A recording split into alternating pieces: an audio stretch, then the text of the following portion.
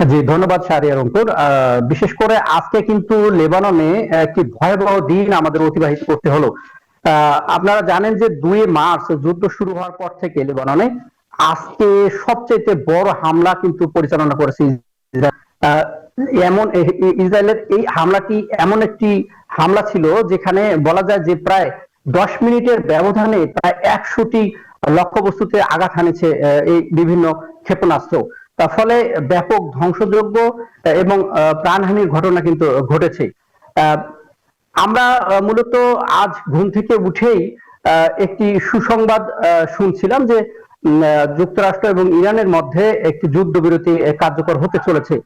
সেই আশায় কিন্তু আমরাও ভেবেছিলাম যে লেবাননে হয়তো এই যুদ্ধবিরতিটা কার্যকর হবে এবং একটি স্বস্তির নিঃশ্বাস কিন্তু আমরা ফেলেছিলাম লেবাননে। কিন্তু দিন যতই গড়ালো সেটির কিন্তু উল্টো চিত্র আমরা দেখতে পেলাম।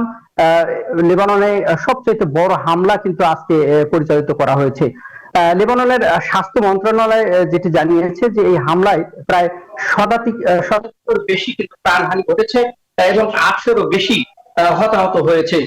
তবে এই হতাহত আরো বাড়তে পারে বলে স্বাস্থ্য মন্ত্রণালয় জানিয়েছে।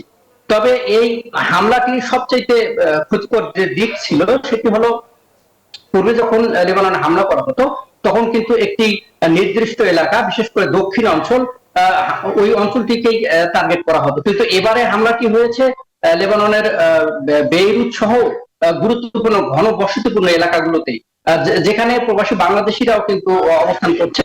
সেই সব এলাকায় হামলার ফলে প্রবাসী বাংলাদেশিরা কিন্তু চরমভাবে আতঙ্কিত হয়েছে। এবং আমি যেখান থেকে কথা বলছি, আমি নিজেকেও এখানে নিরাপদ বোধ মনে করছি না, কারণ হামলার পরিধিটা ব্যাপক আকার ধারণ করেছে এবং পূর্ব সতর্কতা সংকেত ছাড়াই কিন্তু হামলা পরিচালনা হওয়ার ফলে কিন্তু আমরা প্রবাসী বাংলাদেশিরা ব্যাপকভাবে আতঙ্কগ্রস্ত হয়েছি। তবে বাংলাদেশ দূতাবাস প্রবাসীদের নিরাপদ স্থানে রাখা এবং তাদেরকে সতর্ক করার জন্য বারবার 200-র বেশি সার্ভিস ও ফিচারে লেনদেনের সব বিকাশ অ্যাপে সম্ভব।